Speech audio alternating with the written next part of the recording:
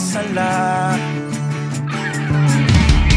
Dili sa buhat kita mamatarong, aron kita mamaluwas. Si Jesus lang makaluwas. Walay hinungdan ng tanang kahimuan, kung dili ta mo salig sa kahitasan.